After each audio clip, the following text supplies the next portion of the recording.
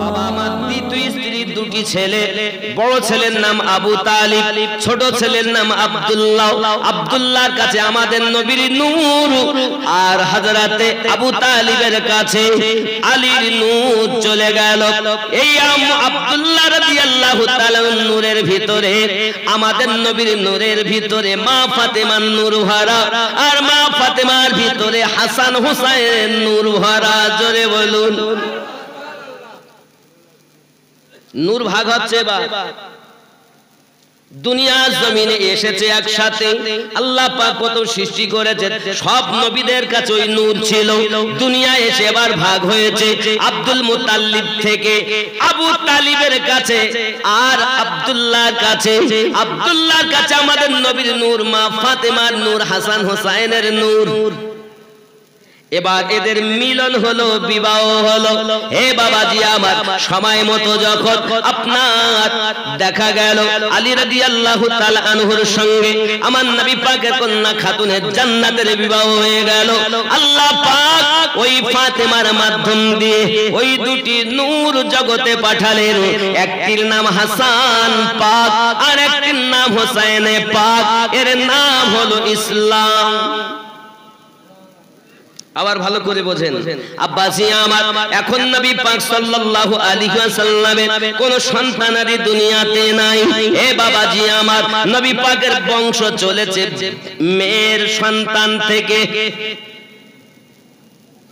মেয়ের সন্তান থেকে। ও যুবক সোনামানিকেরা, আমাদের বংশ নির্বংশ হয়ে যাবে, কিন্তু আমাদের নবীর বংশ দুনিয়াতেও থাকবে, হাসরেও থাকবে, জান্নাতেও থাকবে। নাকি আমিনুদ্দিনের যত বড়ই বংশ থাক, একদিন বংশ শেষ, ফিনিশ, নাম ও নিশান থাকবে না। কিন্তু আমার নবীর যে বংশ মেয়ে থেকে চলছে, দুনিয়াতেও জীবন ভর আলোচনা, হাসরেও আলোচনা, জান্নাতেও আলোচনা, তারাই হলো সরদার। ইসলাম বুঝতেছে, এর নাম ইসলাম। ভালো করে বোঝেন। এরপর ইমাম হাসান পাক শহীদ হলেন ইসলামের জন্য, হোসাইন পাক শহীদ হলেন ইসলামের জন্য, ঠিক কিনা? এখন তাহলে দুনিয়াতে আমরা কিভাবে ইসলাম পেলাম? আব্বাজি আমার সোনামানিকেরা, কারবালার মাটিতে ইমাম হোসেন পাক রাদিয়াল্লাহু তাআলা আনহু নিজের সন্তানকে কুরবানি দিয়েছেন, এমন কি 6 মাসের শিশুকে কুরবানি দিয়ে দিয়েছেন, এমন কি আলী আকবরকে শহীদ করে দিয়েছেন, যিনি আমার নবী পাকের প্রতিচ্ছবি ছিলেন, একদম টুকপি দয়াল নবীর মতো দেখতে ছিলেন, যার নাম হলো হযরত আলী আকবর। হযরত ইমাম হোসেন পাক রাদিয়াল্লাহু তাআলার কাছে এসেছেন, আয়া আমি আলী আকবর কারবালার মাটিতে নিজের জীবনকে শহীদ করতে চাই। হযরত ইমাম পাক বলেন, বাবা আলী আকবর, তুমি আমার নানুর প্রতিচ্ছবি, তুমি যদি আমার থেকে হারিয়ে যাও, আমি কাকে আমার নানু বলে দেখব? কারণ আমি নানু হারানো ব্যথা ভুলেছি। তোমায় যবে কোলে পেয়েছি, তখন আমার নানু ব্যথা আমি তোমায় দেখে ভুলে যা। নানু হারানো ব্যথা তোমায় দেখে ভুলে যায়। তুমি যদি শহীদ হও, তাহলে আমার তো নানু হারিয়ে যাবে। বেটা আমি অর্ডার দিতে পারবো না, অর্ডার দিতে পারবো না, তোমার ফুপু আম্মার কাছে যাও। ফুপু আমার নাম কি? হযরতে জায়নাব। ফুপুমার নাম কি? হযরতে জায়নাব। কে ইনি? হযরত আলীর কন্যা, ফাতেমার কন্যা, হাসান হোসেনের বোন, নাম তার জায়নাব। এ জগতের মা খালা, শুনে নিন রাতের বেলা, আম্মা জায়নাবের মিসাল এই জগতে হবে না। মা ফাতেমার যেমন মিসাল নাই, আম্মা জায়নাবের তুলনা না।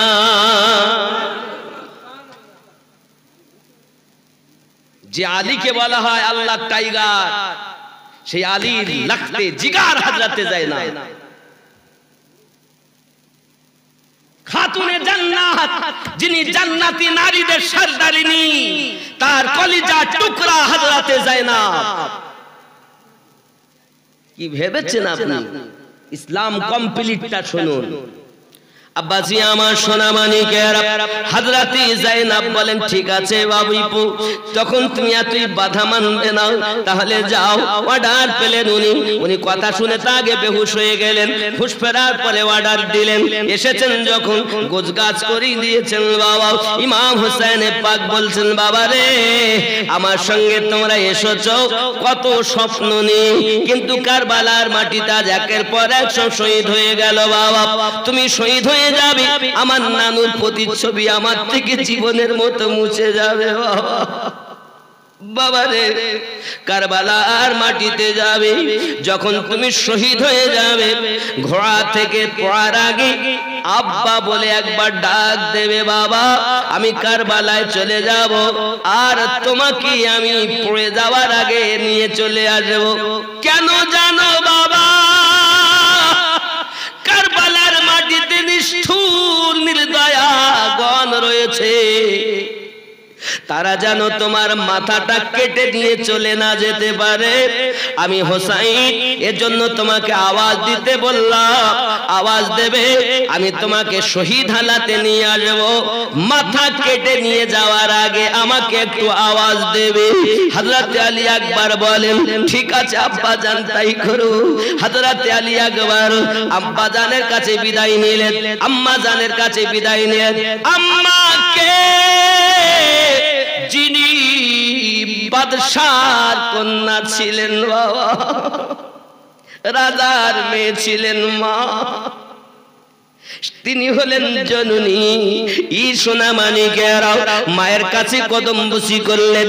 কারবালার মাটিতে আপনার রওনা দিয়েছেন, কারবালার মাটিতে যখন 18 বছরের যুবক আপনার কিনা খাওয়া হয়ে গেছে,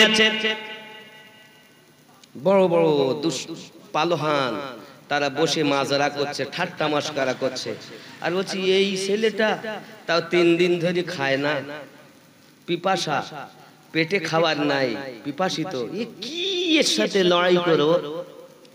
ইবনে জিয়াদ দেখছে, আব্দুল্লাহ ইবনে জিয়াদ দেখছে যে এর যদি আমি কিছু প্রাইজ না ঘোষণা করি তাহলে তো যাবে না, টাকার লোক, বড় লোক। ঘোষণা দিলেন যদি কেউ এই বাচ্চার সঙ্গে যুদ্ধ করে এবং একে যদি কতল করতে পারে তাকে 40টা উট দেওয়া হবে। কয়টা? মতান্তরে 100টা। যুবক এখন উটের লোভ, বড় লোভ, তখন উট চলতো, এই লোভে 3 বাপ বেটাতে বসে আছে, 2 ভাই আর বাপ, বলছে আমরা গিয়ে লড়াই করবো ওর সাথে। ওই ছেলেটা অর্থের লোভে লাভ দিয়ে পড়েছে, লাভ দিয়ে পড়েছে আলী আকবরের সঙ্গে। কার সাথে যুদ্ধ হচ্ছে? নবীর প্রতিচ্ছবি। আরে নামাজ পড়ে তারা, আশহাদু আন্না মুহাম্মাদার রাসূলুল্লাহ সাল্লাল্লাহু আলাইহি ওয়াসাল্লাম বলে আযান দেয়, সেই নবীর প্রতিচ্ছবির সঙ্গে যুদ্ধ চলছে।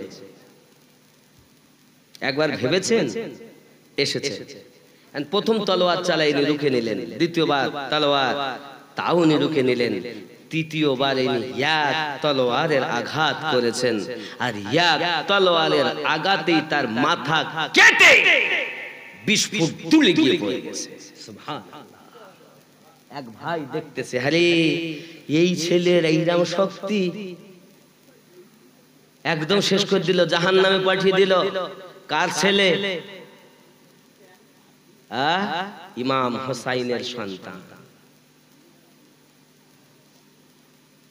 কি আছে মোকাবিলা করতে পারে? যুবক আমার, সঙ্গে সঙ্গে আর এক ভাই লাভ দিয়ে পড়েছে, তাকেও জাহান্নামে পাঠিয়ে দিয়েছেন।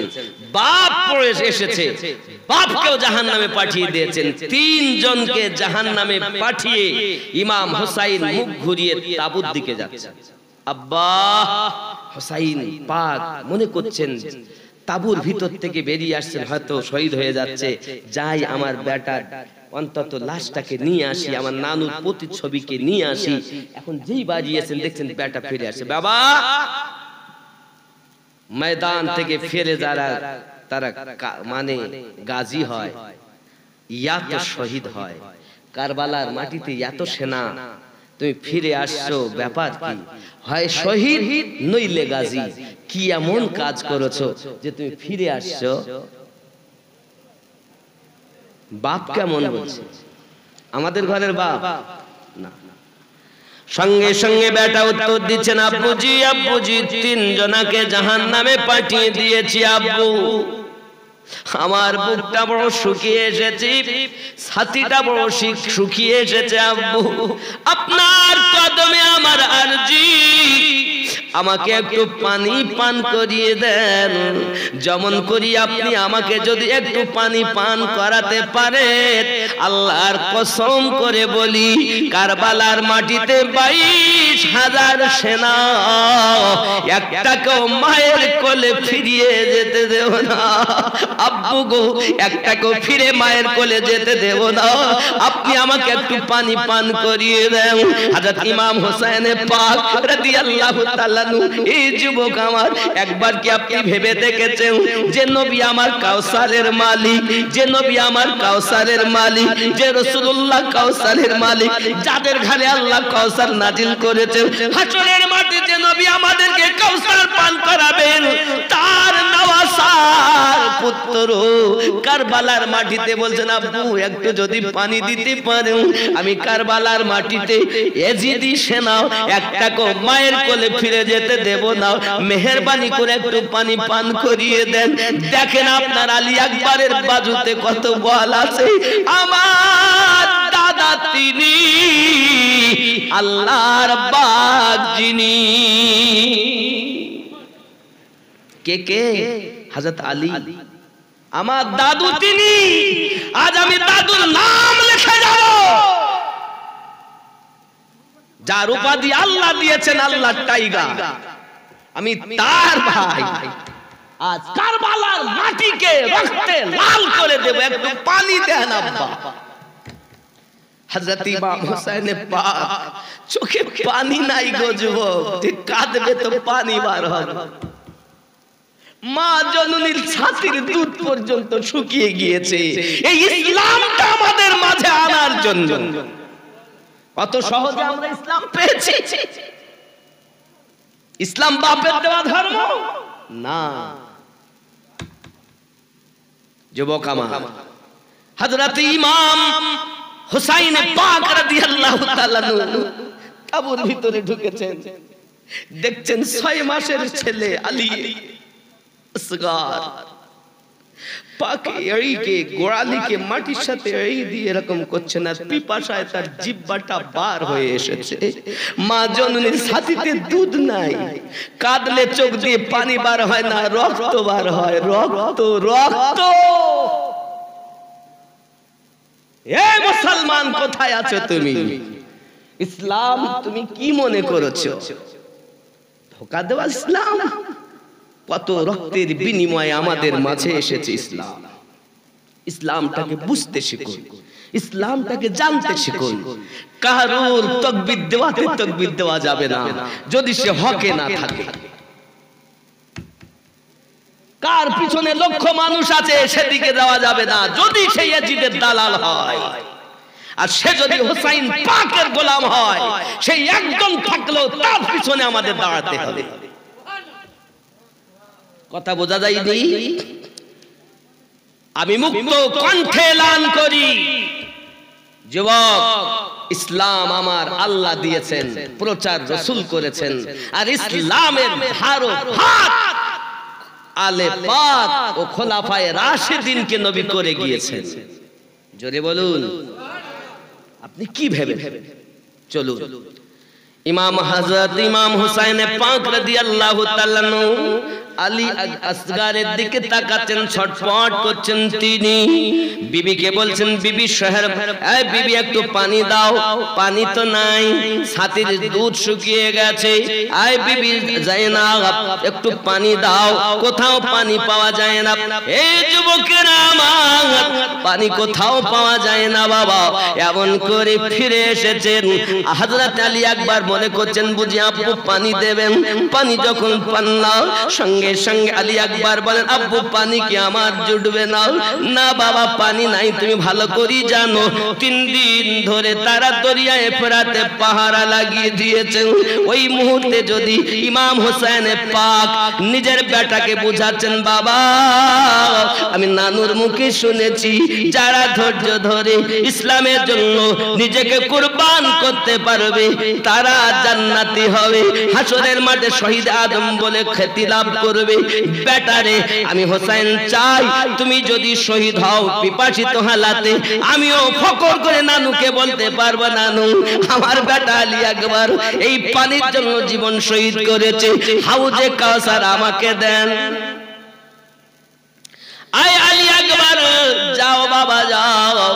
শুনে রাখো, ইমাম হোসেন পাক যদি ওই দিন বলতেন, আল্লাহ এই কারবালায় আমি হোসেন পায়ের নিচে থেকে জমজম বার করতে হবে, আমার আল্লাহ হোসেন পাকের কদমের নিচে থেকে জমজম উদিত করে দিতেন।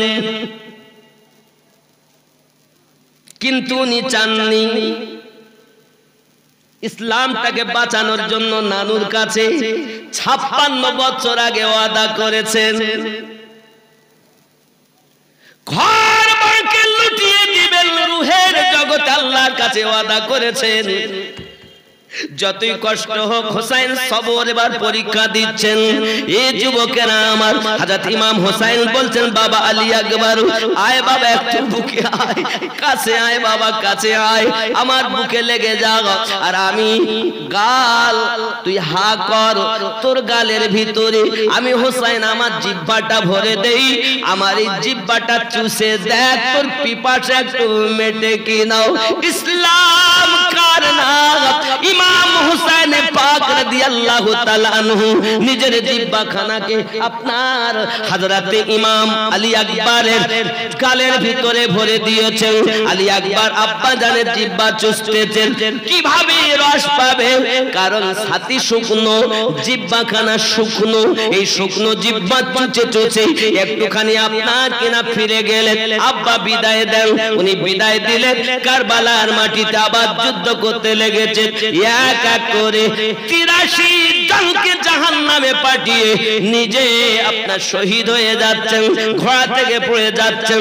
আওয়াজ দিয়েছেন, আব্বাজি তোমার আলী আকবর ঘোড়া থেকে পড়ে যায়। এ বাবা সোনা মানিকের হযরত ইমাম আলী আকবর ওই কারবালার মাটিতে ঘোড়া থেকে পড়ার সাথে সাথে দুশমনেরা মুন্ডুখানা কেটে নিয়ে চলে গেল। ইমাম পাক যখন কারবালায় এসেছেন, সঙ্গে সঙ্গে মুন্ডুবিহীন মাথা দেখে আল্লাহর কাছে কারে, মাবুদ আল্লাহ আমার এত বড় দুশমনি করে তারা, আমার নানুর প্রতি ছবিটা পর্যন্ত তারা রাখলো না। আল্লাহ তারা এত নিষ্ঠুর, আমার নানুর প্রতি ছবিটাও রাখলো না। মুন্ডবিহীন দেহ ইমাম হোসেন পাক নিয়ে আসতেন। এমন সময়তে যায়নাব বেরিয়েছেন, ভাই এই 6 মাসের শিশু আলী আসগার পানির জন্য ছটফট করে, একটু পানি একে পান করিয়ে আনুন। যাক অনেক ঘটনা। কারবালায় পানি আনতে গেলেন যখন বাচ্চাকে নিয়ে, এখানে অনেক কথা বলেছেন উনি ইমাম। আচ্ছা বাবা একটু কাছে কাছে আসুন, কথা বুঝেছেন? জায়গা হচ্ছে না, একটু কাছে আসুন। আর মোহাব্বতে জিকিরে লা ইলাহা,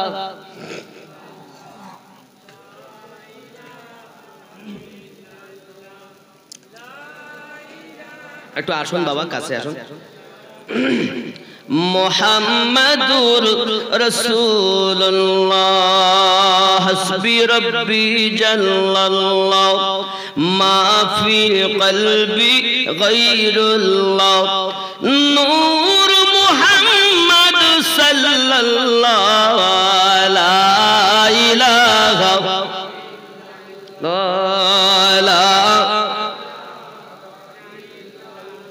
লা ইলাহা ইল্লাল্লাহু মুহাম্মাদুর রাসূলুল্লাহ সাল্লাল্লাহু আলাইহি ওয়াসাল্লাম। আব্বাজি খুব খেয়াল করেন, ইমাম হোসেন পাক রাদিয়াল্লাহু তাআলা আনহু ওখানে গিয়ে নসিহত করলেন। কেউ শোনে, কে শোনে কার কথা? এখন পানি তো দেয় না, তীর চালায়, আর ওই তীরটা গলায় ভিদে ওই বাচ্চাটা শহীদ হয়ে যায়। ইমাম হোসেন পাক তারপর সব রেখে এবার নিজে গোছগাছ করে কারবালায় গেলেন। অনেক উপদেশ দিলেন, কিন্তু তারা যারা ছিল তারা কি কেউ অমুসলিম ছিল? 5000 কোরআন শরীফের হাফেজ ছিল, 5000। হাফেজে কোরআন মানে আমার না, আগে বুঝে নিতে হবে ও হক না বাতিল। 2 নাম্বার 7000 আলেম ওলামা মুফতি ছিলেন, কোরআন হাদিস জাননেওয়ালা 12000 ছিল। এখানে আরো একটা কথা আপনাদের বলে যাই, আজ যারা মদিনায় গেছেন জান্নাতুল বাকিতে কোন মাজার দেখেছেন গম্বুজওয়ালা হাজী সাহেব? নেই। কিন্তু 1924 সালে কিন্তু মাজার ছিল, তার আগে থেকে 1924 সালেও মাজার ছিল। 16টা মাজার ছিল গম্বুজওয়ালা জান্নাতুল বাকিতে। জোরে বলেন কয়টা ছিল? 16টা মাজার ছিল। কাদের কাদের ছিল আমি বলবো ইনশাআল্লাহ, বলবো ইনশাআল্লাহ বলবো, তবে শেষে যখন টাকা নেব তখন এই 16টা বলবো। আর একজনের কাছ থেকে গোশত নিব আর বলবো বিরানি দরকার, বিরানি হয়েছে, শুনতে চাইলে দিতে হবে। আর যদি শুনবো না লাগবে না, আমি বলবো না। সুবহানাল্লাহ। বাবা কিছু বলছেন আব্বা? মাশাআল্লাহ। তাহলে আমার কথা বুঝতে অসুবিধা হচ্ছে? এখন আপনারা ধীরে স্থির ভাবে শুনছেন, এজন্য আমি নাত কিন্তু খুব কম পড়েছি, বক্তব্যই রাখছি। খেয়াল করেন, ইমাম হোসেন পাক রাদিয়াল্লাহু তাআলা নিজে নিজের গর্দান কাটিয়ে দিলেন। আপনারা নিশ্চয়ই শুনেছেন, হীরার তলোয়ার কাটছে, তলোয়ার গলায়, চালা যখন গলায় তো কাটছে না, তখন উনি বলছেন উঠ মালাউন, আমি আমার নানুর কাছে শুনেছিলাম আমার রক্তে একটা কুত্তা মুখ দেবে। তা কুত্তার যেমন লম্বা দাঁত, সীমা তোর লম্বা দাঁত দেখছি, উঠ, এখান থেকে তুই আমার গলা কাটতে পারবি না, কারণ তুই যেখানে ছুরি চালাচ্ছিস এখান থেকে 56 বছর আগে আমার নানু ওইখানে বারবার চুমা দিয়েছে। আজকে তুই ছুরি চালাচ্ছিস। আমার আম্মু জিজ্ঞাসা করেছিলেন, আয় আমার আব্বা জান, সন্তানাদি নাতি পুতির তো গলাতে চুমা খায় না কেউ, গালে খায়, ঠোঁটে খায়, কপালে খায়, আর আপনি আমার হোসাইনের গলাতে কেন চুমু দিয়েছেন?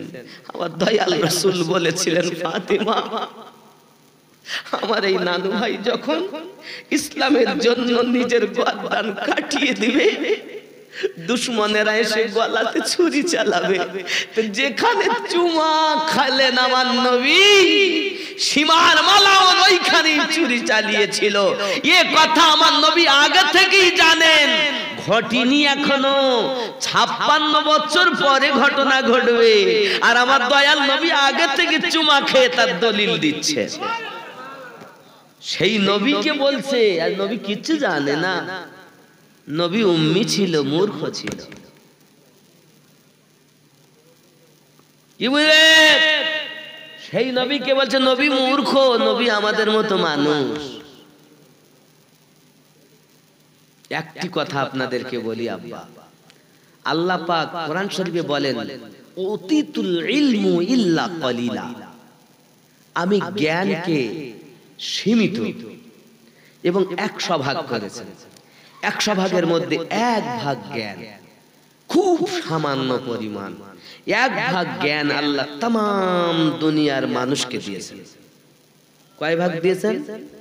তাহলে 750 কোটি মানুষ, তাহলে আমরা ভাগে কতখানি পাবো? তাই সামান্য পরিমাণ জ্ঞানে রকেট তৈরি করেছে, প্লেন তৈরি করেছে, কম্পিউটার তৈরি করেছে, না করেনি? বলেন, এই সামান্য জ্ঞানে যদি এইরকম হয়, তাহলে রাসূলে পাকের জ্ঞান তো আল্লাহ 99 ভাগ জ্ঞান নবীর কাছে ঢেলে দিয়েছেন। এখন আপনি বলুন, কারু হলো 10 পাওয়ারের ল্যাম্প আর কারু হলো 1 লক্ষ পাওয়ারের ল্যাম্প। এখন এই 10 পাওয়ারের ল্যাম্প 1 লক্ষ পাওয়ারের কাছে এসে ওর কিছু পাওয়া যাবে? পাওয়া যাবে না। আর ওর ব্রেনে যখন আলো যখন পায়নি তখন আলো নাই, ছিল না ওখানে আলো, 10 পাওয়ারের আলোটা ওখানে আছে, কিন্তু আসলে ওর জ্যোতিতে দেখা যায়। এ সামান্য জ্যোতি ওখানে গিয়ে হারিয়ে গিয়েছে, তার কি বলবে? মানে আমি আপনাকে আরো একটা যুক্তি দিয়ে বুঝাই। একটা এই বোতলে কতটা পানি আছে, এই পানি 500 লিটার বা 600 লিটার, এটা 500 মিল। এখন 1 লিটার মিল ওয়ালা বলতে পারবে যে এর মধ্যে কতটা, নাকি? কিন্তু এ বলতে পারবে না ওই 1 লিটার মিলে কতটা আছে, এ বলতে পারবে না, কারণ এর ভিতর তার আগেই ভর্তি। ঠিক তদ্রূপ একটা জগে কতটা পানি আছে একটা কলসি বলতে পারে, কলসি কতটা পানি আছে একটা পুকুর বলতে পারে, একটা পুকুরে কতটা পানি আছে নহর বলতে পারে, নহরে কতটা পানি আছে নদী বলতে পারে, নদীতে কতটা পানি আছে সাগর বলতে পারে, সাগর কতটা পানি আছে মহাসাগর বলতে পারে। এখন কেউ 2 বছর 3 বছর 6 মাস ইউটিউব চালিয়ে 6 মাসে মুক্তি হয়েছে, হওয়ার পর এখন এরা কেউ হয়েছে কাপ, কেউ হয়েছে গ্লাস, কেউ হয়েছে লোটা, হওয়ার পর ওরা সাগরে গেছে, পানি মেপে ওর লোটায় যতটা ততটা এঁটে চলে। জানো সাগরে এই পরিমাণ পানি, নবী আমাদের মতো। কেউ হয়েছে কাপ, মেপে বলছে এইটুকু, নবী আমাদের মতো। বুঝতে পারেন না কথা? আসলে কি সাগরে ওইটুকু পানি? জ্ঞানীরা বুঝতে পেরে যে সাগর তো আসলে ওর ভিতর এতটুকু। 1 বছর 5 বছর 10 বছর 15 বছর 20 বছর লেখাপড়া করে কেউ হাফেজ, কারি, মাওলানা, মুফতি, মুহাদ্দিস হয়েছে, হওয়ার পরে ও কাপ, গ্লাস, কলসি, জগ হয়েছে, পানি মেপি বলছি এতটুকু। এটা বললে তো সমাজের লোক বুঝে নেবে যে আমার ভিতর এতটুকু, ওর থেকে এটা বলে সাগরে আর পানি নাই। কথা বুঝতে, সাগরে আর পানি, তখন বলতে না হুজুর, হ্যাঁ এত বড় হুজুর ভুল বলতেছে, ঠিকই বলতেছে। রাসূল করিম সাল্লাল্লাহু আলাইহি ওয়াসাল্লাম এসেছেন মানুষ রূপে, কিন্তু নবীকে আমাদের মতো মানুষ বলা কুফরি। যদি কেউ নবীকে নিজের মতো মানুষ বলে তার ঈমান থাকবে না। নবী মানুষ, কিন্তু দুনিয়ার কোন মানুষের সঙ্গে নবীর তুলনা হবে না। হবে? যদি বলেন হ্যাঁ তুলনা হবে, তাহলে আমি আপনাকে বলবো বাবা, নবী আমার ন্যাংটা হয়ে জন্ম নেননি, নাকি? ন্যাংটা হয়ে নিয়েছেন? আমরা যখন উলঙ্গ হয়ে জন্ম নেই, পৃথিবীর যত এসেছেন নবী ওলি সবাই ন্যাংটা হয়ে জন্ম নিয়েছে। আমাদের নবী আপনার কিনা নাভি থেকে নিয়ে গিটের ওচো পর্যন্ত ঢাকা অবস্থাতে জন্ম নিয়েছেন। এই যুবকেরা আমার আপনার নবী সাল্লাল্লাহু আলাইহি ওয়াসাল্লাম, তার হাত মোবারক আমাদের হাত সারা দিন যদি আমরা এমন করে উংলি করি কারোর দিকেও লেগে যাবে। আঙুল নামিয়ে কথা বলবে না? বলবে আঙুল নামিয়ে কথা বলো, বলবে কি না? রেগে যাবে। কিন্তু আমাদের নবী যদি একবার উংলি মোবারকা ইশারা করেন, আকাশের চাঁদ দ্বিখণ্ডিত হয়ে যায়। যুবকেরা তুমি মনে করো নবী আমাদের মতো মানুষ। হে যুবকেরা আমার, আপনি মনে করছেন আমার হাত রাসূলে পাকের হাত। চলুন 1400 সাহাবী পানির পিপাসাতে কাতর হয়ে আছেন। আমার দয়াল নবী মুস্তাফা সাল্লাল্লাহু আলাইহি ওয়াসাল্লাম বললেন একটু পানি নিয়ে এসো। অল্প একটু পানি আনা হলো। আমার দয়াল নবীজি ওই পানির ভিতরে হাত মোবারকা ভরে দিলেন। 1400 সাহাবী, অল্প পানি কার কি হবে? নবী আমার যখন হাত ভরে দিয়েছেন, 5টি আঙ্গুল দিয়ে ফোয়ারার মতো পানি বার হতে লেগেছে। জোরে বলুন যুবকেরা আমার, মুসা নবী পাথরে আঘাত করেছেন, পানি বার হয়েছে। পাথর দিয়ে পানি বার করা কালিমুল্লাহর কর্ম, আর আঙ্গুল দিয়ে পানি বার করা হাবিবুল্লাহর কর্ম। তুমি যদি বলো নবী আমাদের মতো, তাহলে আমার নবী 5টি আঙ্গুল দিয়ে পানি বার করেছেন এবং বলেছেন সাহাবীরা তোমরা পিপাসা মিটিয়ে নাও এবং আপন আপন পাত্রে পানি ভরে নাও। আল্লাহর হাবিবের পানি, হাত মোবারকার পানি পাত্রতে ভরে নেওয়া হলো, পিপাসা মিটিয়ে নেওয়া হলো, যেমন পানি তেমন থেকে গেল। এই হলো আমার নবী পাকের শান। আর তুমি বলতো তো নবী আমি বলো, তুমি একটা আঙ্গুল দিয়ে বার করে দেখাও না তুমি যদি নবীর মতো হও। আসলে পাগলের দল, নামাজ পড়লেও জাহান্নামে যাবে এরা। এদের যুক্তি কোনটা বলেন দিন? এদের দলিল, যুক্তি না দলিল কোনটা বলেন দিন? এদের একটাই দলিল, সেটা হলো কুল ইন্নামা আনা বাশারুম মিসলুকুম ইউহা ইলাইয়া। এই হলো এদের দলিল। আল্লাহ বলেছেন নবী আপনি বলে দিন আমি তোমাদের মতো একজন মানুষ। এই আয়াতই প্রমাণ করছে নবী আমাদের মতো না। আর ও বেটা বলছে নবী আমাদের মতো। যদি বলেন কেন, কুল বলে দিন ইন্নামা আনা নিশ্চয় আমি বাশারুন একজন বাশার মিসলুকুম তোমাদের উপমায় তুলনায়। এখন আমি আমিনুদ্দিন এই মালিয়াপুরে বলছে আমিও আপনাদের মতো মানুষ। আমি মানুষ তো নাকি না আমি গরু? কথা কর না কেন? আমি গরু না মানুষ? আমি মানুষের মাঝে বাস করছি, গরুর মাঝে বাস করিনি। মানুষ যেহেতু মানুষের মাঝে।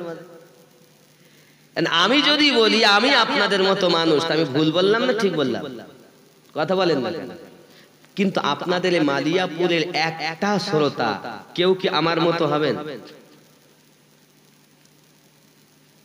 দেখতে মানুষ কিন্তু হাকিকাতে আলাদা। আলাদা কিনা বলে? ঠিক নবীও তাই। যেমন আপনাকে বলি এই কারেন্ট তার আছে না, এই তারে কারেন্ট চলছে কি চলছে না? চলছে না। এখন ওতে কারেন্ট আছে, ওই তারে হাত দেওয়া যাবে?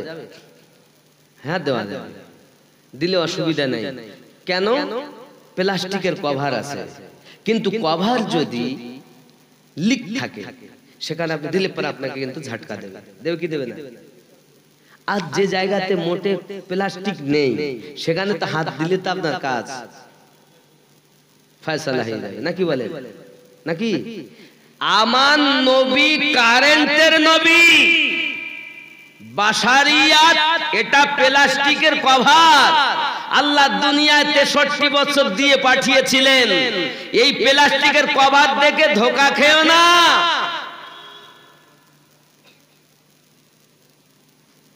যারা নবী পাকের বাশারিয়াত প্লাস্টিকের কভার দেখে ধোঁকা খেয়েছে তাদের এহ জগতে গিয়েছে, পরজগত। আরে নবী কে জানেন? আদম থেকে ঈসা নবী কারুর উপরে আল্লাহ দরুদ পড়েন না। আমাদের নবী এমন যে নবীর প্রতি আল্লাহ দরুদ পড়তেছেন, কিয়ামত অবধি পড়তেই থাকবেন। একদিন আল্লাহ বলা বন্ধ হবে, আল্লাহ বলা বন্ধ হবে, কিন্তু আমাদের নবীর দরুদ বন্ধ কে পড়বে? আরে আসমান থাকলে তো আল্লাহ আল্লাহ করবে, জমিন থাকলে তো আল্লাহ আল্লাহ করবে, গাছপালা পাহাড় পর্বত থাকলে তো আল্লাহ আল্লাহ করবে। কিছুই তো থাকবেন না, কিয়ামতে সব শেষ। আল্লাহ থাকবেন, জিবরাইল, মিকাইল, ইসরাফিল, ইসরাইল কেউ নাই। কোটি কোটি ফেরেশতা কেউই নাই, শুধু আল্লাহ আল্লাহ আল্লাহই রয়েছেন। আল্লাহ যখন থাকবেন তা আল্লাহ কি নামাজ পড়েন? আল্লাহ নিজের নাম নিজে গাইবেন? আল্লাহ আমাদের নবীর দরুদ পড়তে থাকবেন। একদিন আল্লাহ বলা বন্ধ হবে, কিন্তু আমাদের নবীর দরুদ, সেই জন্য আমরা নবী নবী করি। এজন্য আমি গজলেও বলি আল্লাহর নবী সাও খোদা পাবি না রে দিওয়ানা।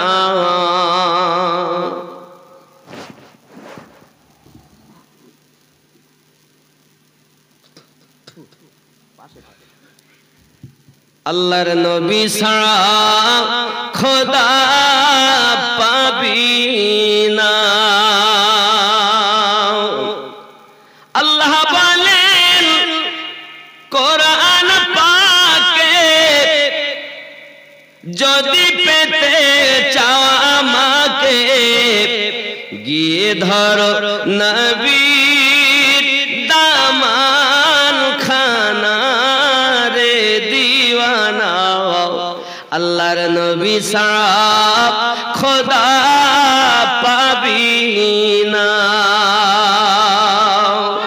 আল্লাহর ওলি ছাড়া নবী পাবি না রে দিওয়ানা।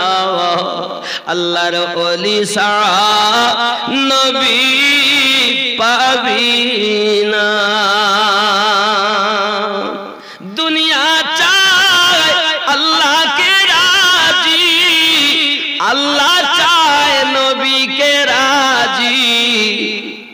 খেয়াল করেন, দুনিয়া চায় খোদাকে রাজি, খোদা চায় নবীকে রাজি।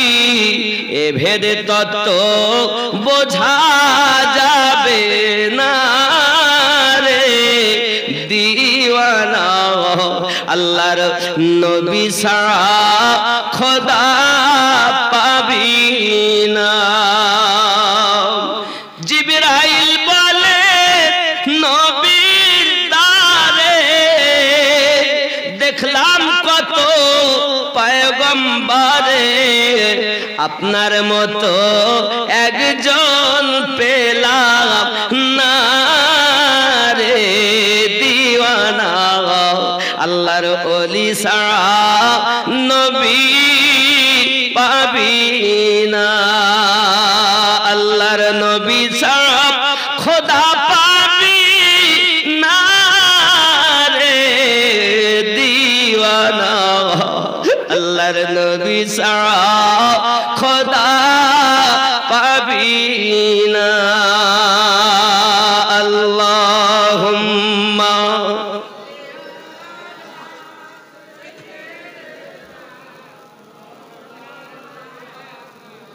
وعلى آل سيدنا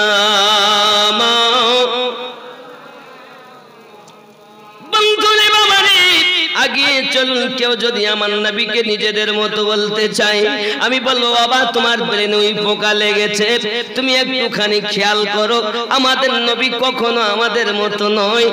নবী বাশারিয়াত রূপে এসেছেন।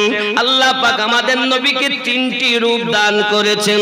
এক নাম্বার রূপ হলো বাশারিয়াত, মানুষের রূপ। দুই নাম্বার রূপ হলো মালাকিয়াত, ফেরেশতাদের রূপ। যে রূপে নবী আমার 1 2 3 4 5 6 7 আসমান ভ্রমণ করেছে, সিদরাতুল মুনতাহাতে গিয়েছে।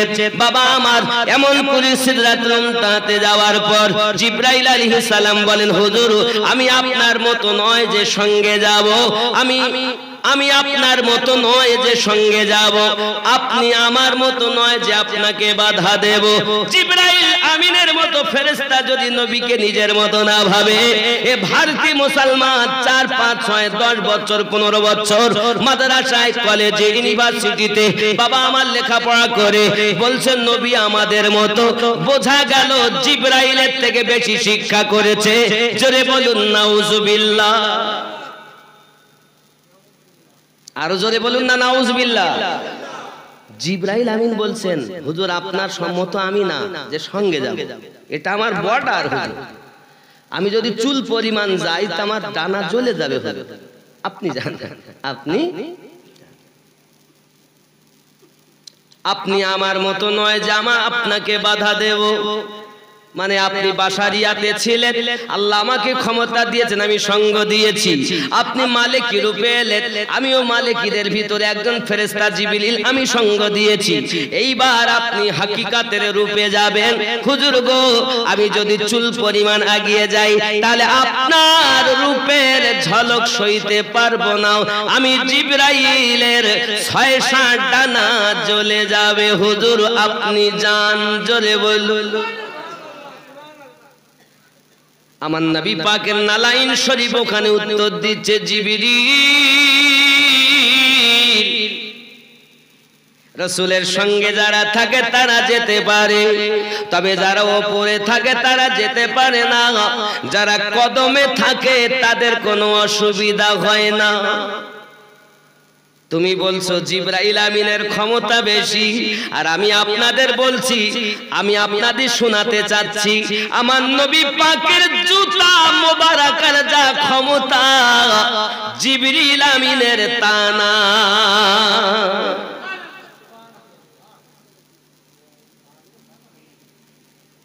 তাহলে জিবরিল জ্বলতো না, আমার নবীর জুতা মোবারক জ্বলেনি, জিবরিল জ্বলে যাবে, রাসূলে পাকের নালাইন পাক জ্বলে না,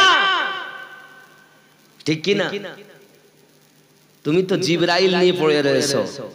আমরা সুন্নি মুসলমান বলি আমার নবী পাকের জুতা মোবারকের যা পাওয়ার জিবরাইল আমিনের তাহা নাই। আরে জিবরাইল আমাদের যিনি নবী তিনি মুহাম্মাদুর রাসূলুল্লাহ সাল্লাল্লাহু আলাইহি ওয়াসাল্লাম, তাহলে জিবরাইলের যিনি নবী তিনি আমাদের নবী, যিনি জিবরাইল আমিনের নবী, যে জিবরাইলের নবী আমাদের নবী, তিনি আবার কেমন করে নবী সমতুল্য হল? কথা বলেন। কিন্তু এক শ্রেণীর লোক বুঝাচ্ছে মৌলবীরা, আমরাই আপনাদের মতো শ্রোতাদের বুঝাচ্ছে, জানো জিবরিল আনতেন তাই নবী জানতেন, তাছাড়া নবী জানতেন না। বলতো না, বলে না? আরে পাগলও জানে ওহি দুই রকম, এক ওহিয়ে মাতলু আর এক হলো ওহিয়ে গায়ের মাতলু। একটি হলো ডাইরেক্ট আর একটি হলো ইনডাইরেক্ট। যদি আপনি বুঝতে না পারেন আপনাকে সহজে বুঝাই। আপনি কোরআন শরীফ খুলবেন, খোলার পরে আপনি সূরা ফাতিহার পরপরই দেখবেন সূরা আল বাকারা শুরু করবেন। এই সূরা আল বাকারা শুরু করার আগে বিসমিল্লাহির রহমানির রহিমের পরে কি আছে? আলিফ লাম মিম আছে না নাই? এখন আলিফ একটি আয়াত, মিম একটি আয়াত, লাম একটি আয়াত। জিবরাইল আমিন যখন বলছেন আলিফ, আমার নবী পাক বলছেন ফাহিমতা। লাম নবী বলছেন ফাহিমতা, মিম ফাহিমতা। কিন্তু যখন আপনার পড়ছেন যালিকাল কিতাবু লা রাইবা ফীহি হুদাল লিল মুত্তাকিন, নবী চুপ। জিবরাইল আমিন বলছেন হুজুর আগে যখন বললাম তখন আপনি বললেন আমি বুঝে গিয়েছি, আর এবার কেন আপনি বলছেন না? নবী আমার বলছেন জিবরাইল আপনি যালিকাল কিতাবুলা থেকে যখন পড়তেছেন ওটা আপনিও জানেন আমিও জানি, কিন্তু আলিফ মানে কি আমি নবী জানি কিন্তু আপনি জানেন না। দুনিয়ার কোন মোল্লা জানে না। তুমি আমার নবীকে মাপতে গেছো, যুবক তুমি ফিনিশ হয়ে যাবে। আমার নবী লক্ষ লক্ষ কোটি কোটি পাওয়ারওয়ালা আল্লাহর হাবিব, আর তুমি কোথায় এক পাওয়ারওয়ালা আলো জ্বালাতে পারোনি। তুমি কেমন করে আমার নবী সমতুল্য হবে? যে জিবরাইল বিনা সালামে নবীর দরবারে প্রবেশ করেন না, দরজায় গিয়ে আসামির মতো দাঁড়িয়ে থাকেন, একবার অর্ডার দিলে তাই ভিতরে ঢুকবেন। ওই জিবরাইলের কে তোমার চোখে পড়ে গেল, আর আমার নবী পাকের জুতা মোবারক তোমার চোখে পড়লো না। এরাই তো ওহাবীর দল, এরাই তো নবীর দুশমন। যুবকরা আমার ভুল বুঝবেন না বাবা, ইসলাম অত সহজ নয়। তাহলে বোঝা গেল আমার নবী পাকের জ্ঞান আল্লাহ যত দিয়েছেন আর কাউকে